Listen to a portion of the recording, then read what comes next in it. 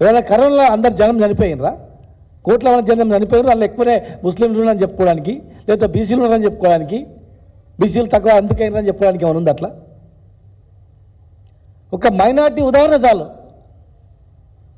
2011 సెన్సెస్లో 12.68 ఉంటారు. ఇట్లా ఈరోజు మీరు చేసిన ఈ సెన్సెస్ ఇప్పుడు దీనిలో 12.56 ఉంటారు. ఇట్లా బీహార్లో 10% పెంచి పెరిగిందని చూపిస్తూ కులాల వారికి వాళ్ళు నివేదిక ఇచ్చారు. వాళ్ళు ఏ కులం ఎక్కడెక్కడ ఉంది, ఎంత పెరిగింది అని చెప్పి మండలాల వారిగా, గ్రామాల వారిగా క్లియర్గా లెక్క ఉంది. మీరు చిత్తశుద్ధి ఉంటే గ్రామాల వారిగా బీసీ జనాభా ఎంత ఉంది, ఓసీ జనాభా ఎంత ఉంది, మైనార్టీ జనాభా ఎంత ఉంది అని గ్రామాల వారిగా ఆ గ్రామంలో గ్రామ పంచాయతీ ఆఫీస్ దగ్గర మీరు పబ్లిక్ చేయండి, డ్రాఫ్ట్ అప్లికేషన్ చేయండి. సరి చూసుకుంటారు వాళ్ళు. సంవత్సరం వరకు కాముండి అడవుడి ఏం అడవుడే 7th అసెంబ్లీ పెడతామన్నారు, దాన్ని మరి 5th అన్నారు, మళ్ళీ దాన్ని మరి 4th అన్నారు. 4th ఉదయమేమో క్యాబినెట్ పెడతారంట, ఇమ్మీడియట్గా అసెంబ్లీ పెడతారంట, ఎల్లుండే ఎలక్షన్ నోటిఫికేషన్ ఇస్తారంట, 42% ఇచ్చేస్తారంట. ఇంకా మీకు బీసీల పట్ల ఎంత చిత్తశుద్ధి ఉందని చెప్పడానికి మీరే 4-5 వేల పేజీల నివేదిక ఉంది అన్నారు. మరి 1000 పేజీల నివేదికను ఉదయం 4 గంటలకు పెట్టి మళ్ళా 10 గంటలకు అసెంబ్లీ పెడితే 1000 పేజీలు శాసనసభ్యులు ఎట్లా చదువుతారు, ఎట్లా చర్చిస్తారు? చదవకుండానే చర్చను మమ అనిపించి అసెంబ్లీలో మీకు ఎంత ప్రేమ ఉంది, 7 తారీఖు 6 తారీఖు తీసుకొచ్చినాం, 5 తీసుకొచ్చినాం, 5 తారీఖు 4 తీసుకొచ్చినాం, 4 తారీఖు నాడు పెట్టి క్యాబినెట్ ఆమోదం చెప్పినాం, అయిపోయింది అనేటట్లు చేయడంలో అంతర్యం ఏముంది అని అడుగుతాను మేము. పచ్చి అబద్ధం. ఈనాడు టెక్నాలజీ ఉంది, ఈసీఎల్ కంపెనీలు ఉన్నాయి, కంప్యూటర్ చాలా ఉన్నాయి, ల్యాప్టాప్లు, చిన్న ట్యాబ్లు ఉన్నాయి. మీరు ట్యాబ్లు ఇచ్చి టీచర్లకు మొత్తం తెలుసు, చదువుకునే వాళ్ళతో చేయించిన అంటారు కదా, మీరు ట్యాబ్లు ఇచ్చి ట్యాబ్ ద్వారా సేకరించి ఇమ్మీడియట్గా సేకరించినటువంటి డాటా క్షణాల మీద సర్వర్కి వచ్చేటట్టు చేసుకొని ఇమ్మీడియట్గా ఇచ్చే అవకాశం మీకుందా? కాయిదాలు ఇచ్చి కొన్ని ప్లేస్లలో ఏమి నింపనిక సౌరాలలో కూడా పంపించి, ప్రైవేటులను పంపించి,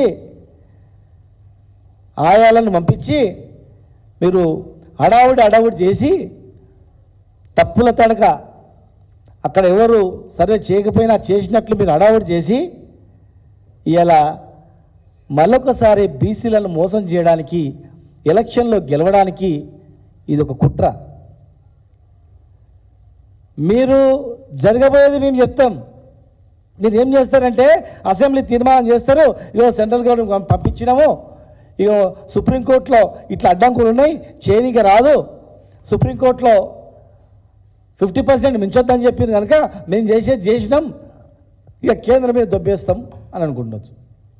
ఇలా 42% రిజర్వేషన్ అమలు చేయడంలో మీరు బీజేపీ సహకారం తీసుకొని ఏం చేస్తారో తెలియదు. చాలా అంశాల్లో ఢిల్లీకి పోతున్నారు. ఇప్పటికీ నెలకు 3 సార్లు పోయి ఇచ్చిండ్రు, 100 సార్లు పోయినరంట. మరి ఎన్నిసార్లు పోయినరు? మరి అందరూ ముఖ్యమంత్రి గారే 40 సార్లు 30 సార్లు అన్నారు. మరి మంత్రులు, ముఖ్యమంత్రులు చాలామంది పోతున్నారు, కేంద్రంలో మంత్రులను కలుస్తున్నారు. మరి మీరు ఏం చేస్తారో? మాకు కావాల్సింది 42% రిజర్వేషన్, మాకు కావాల్సింది సరైనటువంటి నివేదిక. అడావుడి చేసి ప్రజలను మోసం చేయొద్దు. దయచేసి బీసీలు ఎవరైతే అక్కడ కాంగ్రెస్లో ఉన్న నాయకులు కూడా మేము చెప్తా ఉన్నాం, ఇప్పటికే ప్రభుత్వం వల్ల ప్రజలల్లో ఎంత ఇబ్బంది పడుతున్నారో మీరు చూస్తున్నారు. మీ ఎమ్మెల్యేలే ఎన్ని కష్టాలు పడుతున్నారో మీరు చూస్తున్నారు. మీ ఎమ్మెల్యేలే ఎన్ని బాధలు పడుతున్నారో పత్రికలలో చూస్తున్నారు. మీ ఆత్మకు తెలుసు ఏం జరుగుతుందనేది. సరే, మీ పార్టీ మీ ఇష్టం, మీరు ఏమైనా చేసుకోండి. ప్రజలలో ఎంత వ్యతిరేకత ఉందో మీకు తెలుసు, ప్రజలు ఎంత ఆగమైందో తెలుసు. ఏం జరుగుతుంది తెలంగాణలో యూట్యూబ్ పెట్టుకొని చూడండి, ఏ ఛానల్ పెట్టుకొని చూడండి, ఏ గ్రామం కోండి, ఒక చిన్న మైక్ పెట్టండి, ఇక్కడ ప్రజలు చెప్తారు ప్రభుత్వ పనితీరు ఏముందని. మీ కర్మ మీ ఇష్టం. కానీ బీసీల దగ్గరకు వచ్చిండ్రు, ముట్టుకున్నారు. ఇవాళ తప్పుడు నివేదిక ఇచ్చి మీరు గింతే అని చెప్పి మోసం చేస్తే మాత్రం కులాల వారికి పంచాయతీ పెడుతున్నారు, మీరు కుట్రలు పెడుతున్నారు. మీరు తెలంగాణను అల్లకలోని చేయాలని ప్లాన్ చేస్తున్నారు. మీరు ప్రశాంతంగా ఉన్నటువంటి తెలంగాణను లేనిపోని హామీలు ఇచ్చి ఇవాళ లేనిపోని ఇబ్బందులు పెట్టి అయోమయానికి గురి చేస్తూ ఉన్నారు.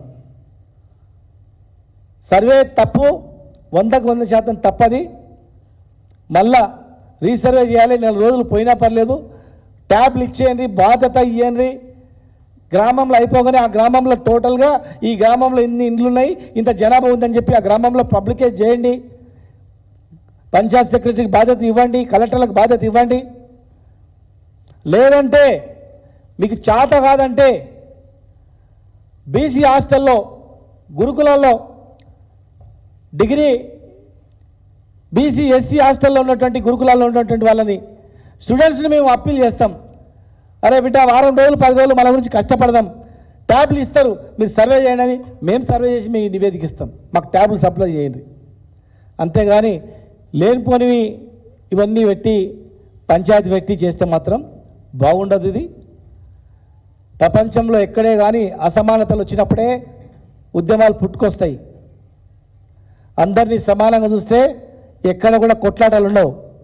అసమానతల వల్లనే తెలంగాణ రాష్ట్రం తెచ్చుకున్నాం, అవమానాల వల్లనే తెలంగాణ రాష్ట్రం తెచ్చుకున్నాం, అణచివేతల వల్లనే తెలంగాణ రాష్ట్రం కావాలని చెప్పి తెచ్చుకున్నాం.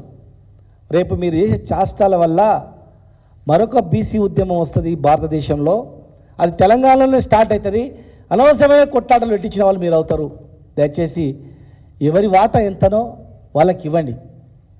డాక్టర్ బాబాసాహెబ్ అంబేద్కర్ చెప్పినటువంటి ప్రకారం దామాష పద్ధతిన ఎవరెంతనో వాళ్ళకంతా ఇచ్చే కార్యక్రమం చేయండి.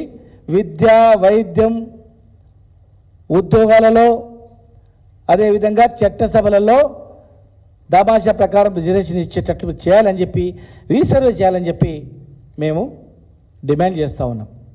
అనవసరంగా విశేషాలకు పోయి అబాస్పాలు కాకండి దయచేసి.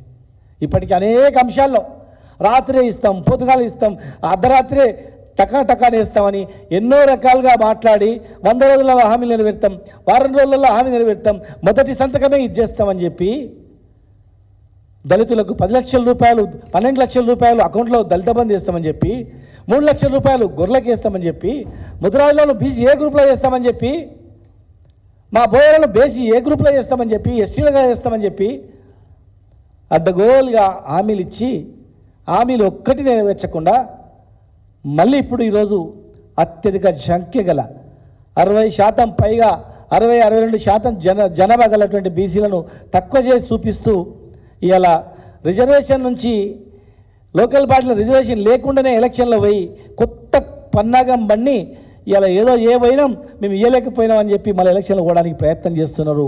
జాగ్రత్త అని చెప్పి ప్రభుత్వాన్ని హెచ్చరిస్తూ వెంటనే మళ్ళీ సర్వే మొదలు పెట్టాలని చెప్పి మీ ద్వారా విజ్ఞప్తి చేస్తా ఉన్నాం. ఇది ఒకటే ఉంది, మరి కొద్దిగా మాట్లాడు.